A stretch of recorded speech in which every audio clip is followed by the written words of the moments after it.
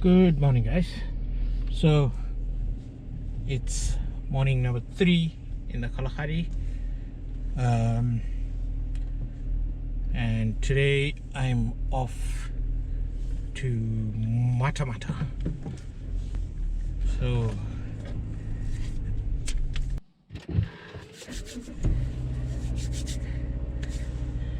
I had to start off by dropping the pressure on the tires because I was told that there's a section of deep sand just before getting to Matamata.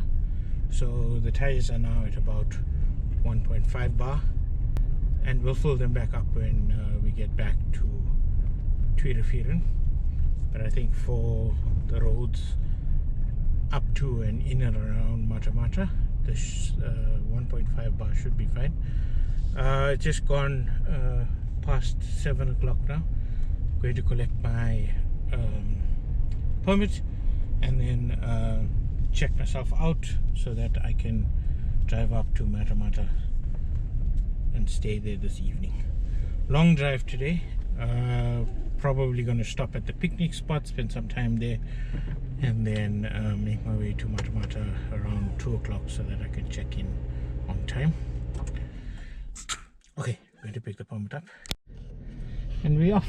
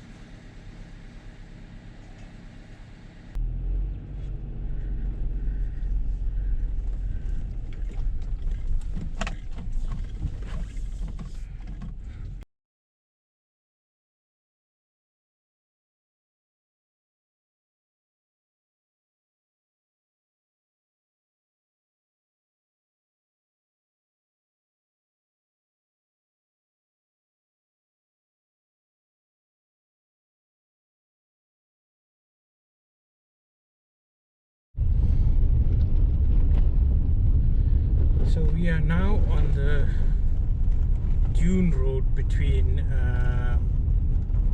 basically the Nossob River and then the Aob River,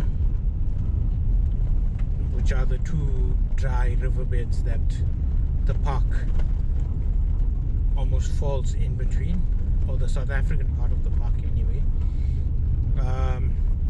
The Botswana side extends further out into the dunes.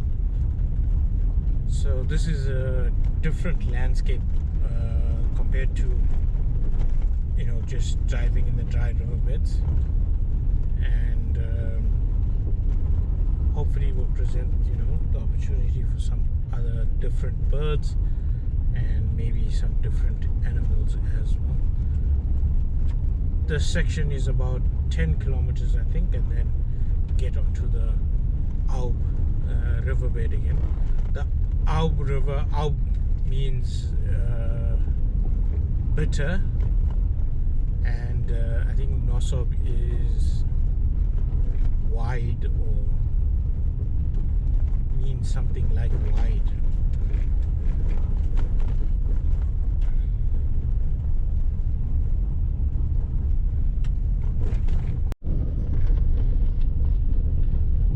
So this road is wide enough for 2 cars. You can just see a vehicle pass now. And I was talking to the guide last night on the night drive, and one of the things he said is that capacity in the park is actually limited not by the accommodation that they have, but rather, you know, the roads and how much traffic the roads can take. So basically there's 2 main roads, which is the road up to Nossob and beyond Nossob, and then the road from Twee Rivieren to Matamata, which this section of road is included in that. And if there's too much traffic on the roads degrade too fast, so it becomes a nightmare to maintain. And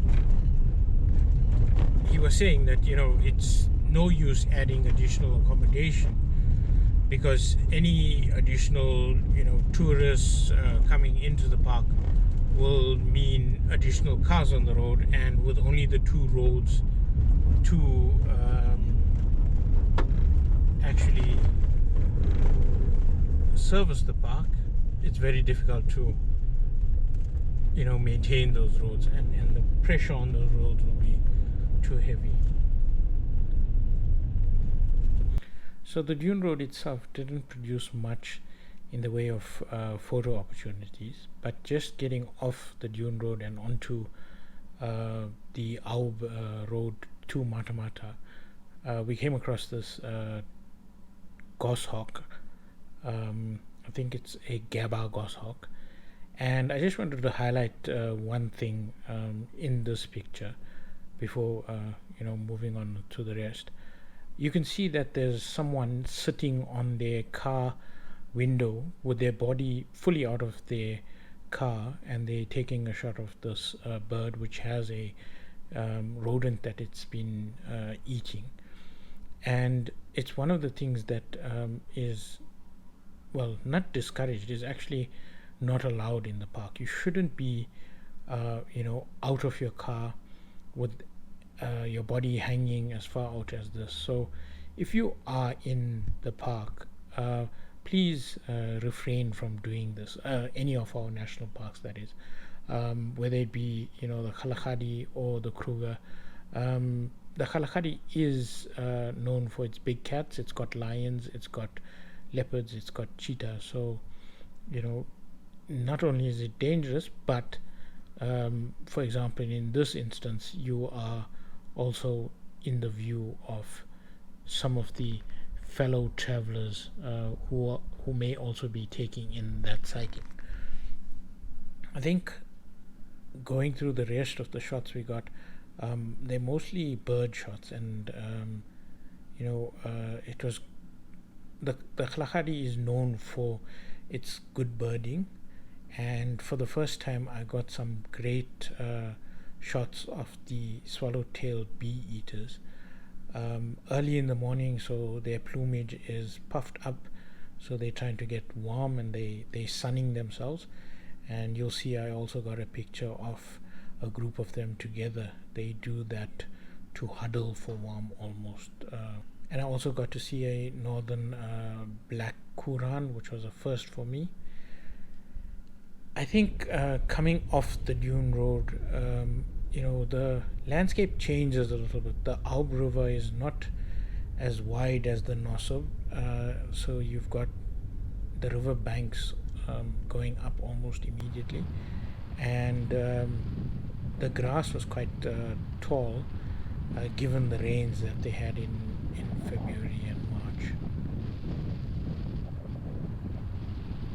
So you do get you know, springbok and gemsbok. Hopefully you get to see hunts as well. The stopping point for my trip was the NAMAQUA picnic spot. So I just wanted to you know, highlight a few things on this picnic spot.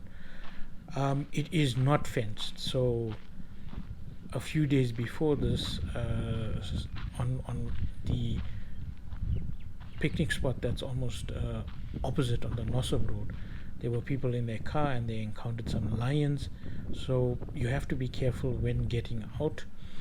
There are bathrooms that you can use, and there are covered sort of tables that you then use for your picnic if you want to stop. You'll see in the next day that I visited, the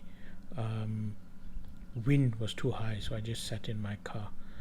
Then I went on to the 14th waterhole, where this crow entertained me for a little while. There wasn't much happening. It was already late in the day, so you know, the animal sightings weren't that great, but a big group of gemsbok came down to drink, and you'll see that you know, even though it's the middle of the day, and maybe we as humans know that, you know, there's the big cats are sleeping or resting, the Gemsbok were very nervous, so they drank very nervously, and then they moved off as well.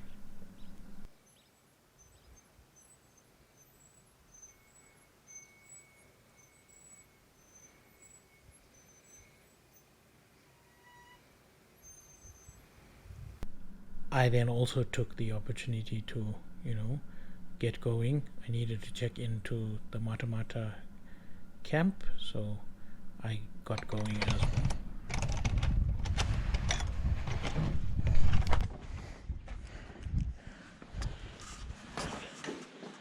Okay guys, here we are at the chalet, unit number 4. Okay, so small kitchen,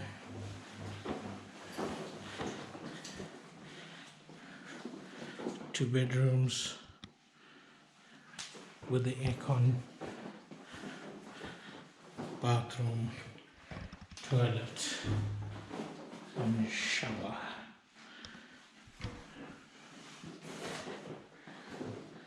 So we're here for one night, and then we're off again in the morning.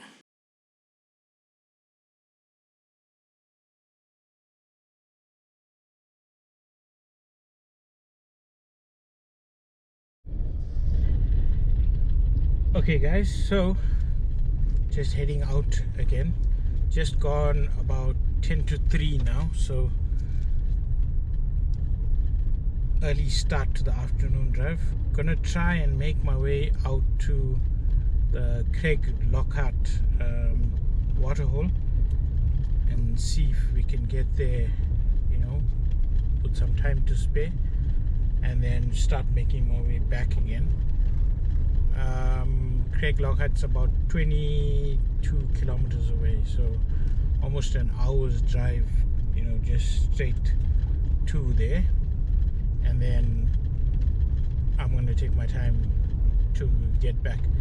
There's a bit of a haze in the air now because there's a fire on the Botswana side of the park that's raging for almost 200 kilometers, and the smoke from that fire is blowing across to the South African side at the moment.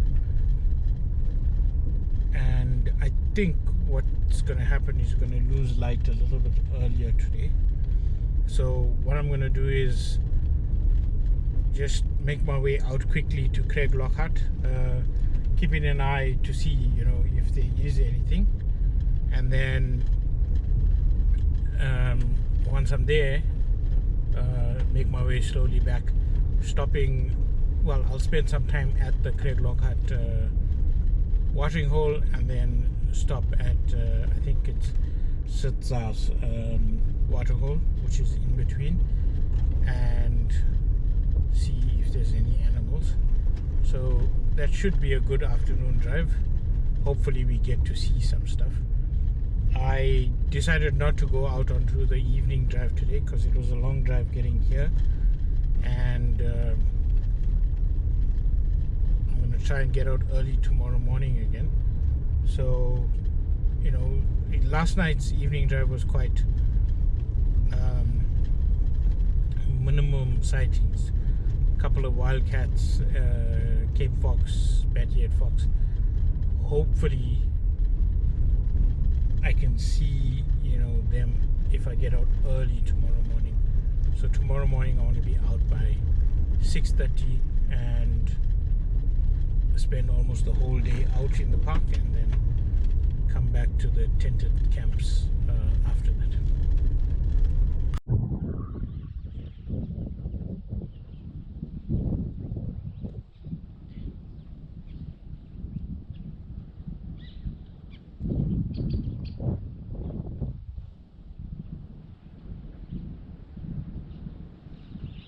Hey guys, not much happening here unfortunately. Just a pale chanting goshawk that's sat in the water for the last 20 minutes or so, keeping the birds from drinking. I'm going to give it another half an hour or so and then move back towards the camp again.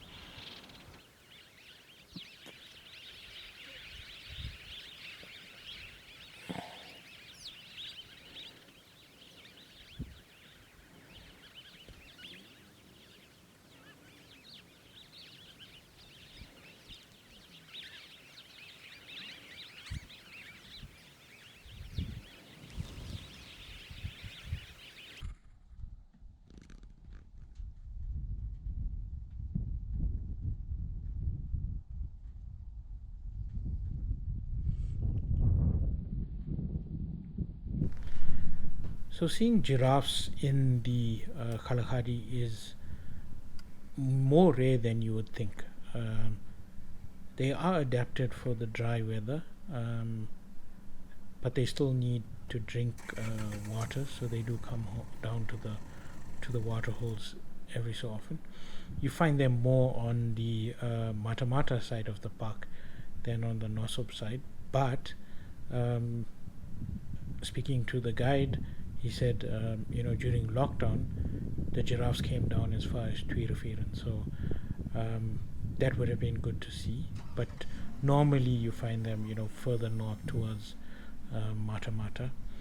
I think while we on the topic of giraffes and drinking water, one of the things to do photographically is to capture them making these S's with the water when they're drinking. So they have a long way to go down, obviously, and coming up they pick their heads up quite rapidly, so they shoot out these S shapes with the water, and if you can capture it with a fast enough shutter speed, you get some great pictures.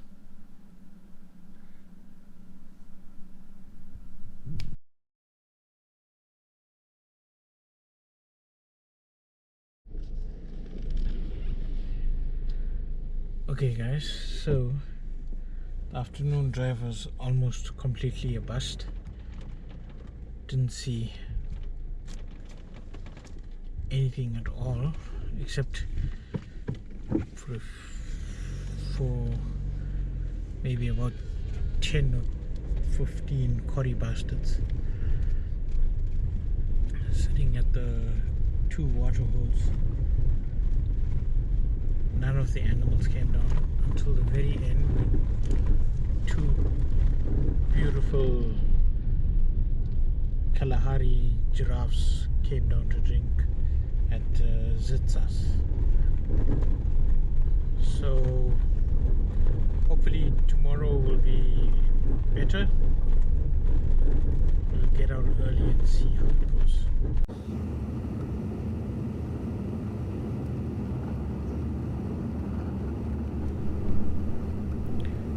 So driving back to camp, back to Mata, I came across a pair of black-backed jackals almost at the camp gate itself. They are monogamous, so you will see them in pairs quite often, and sometimes if you're lucky you'll see them with pups as well. And the late afternoon light gave a good opportunity to get some photos.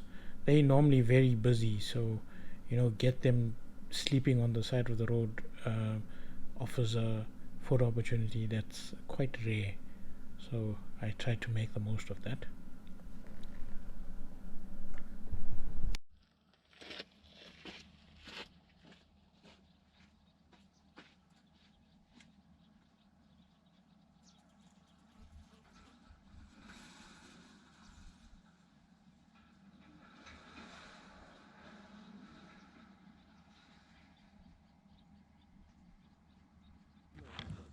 Okay guys, we're on another nighttime mission. Mata also has a hide, so just going to see if we can't see any animals there at the hide.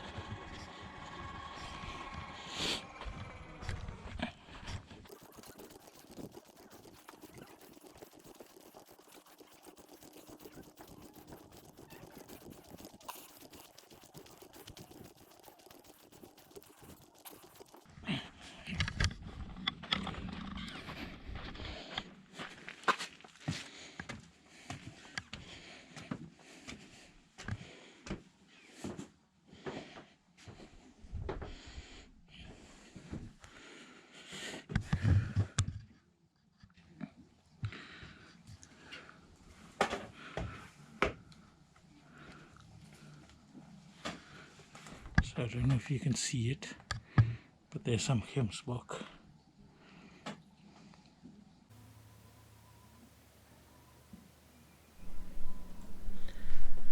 I had the Mata hide to myself, and I quite enjoyed just sitting in the dark watching the gemsbok drink and watching the interaction between the gemsbok and another black-backed jackal that had made its way to the waterhole and was looking around for something to eat.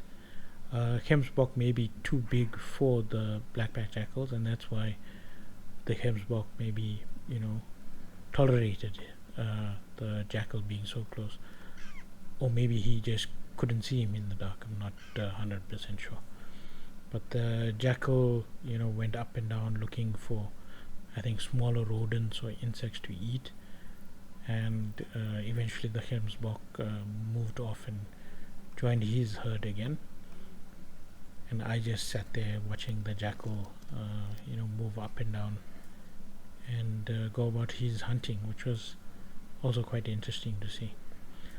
And it was a good end to what was a rather quiet day in the park, but good sightings all the same.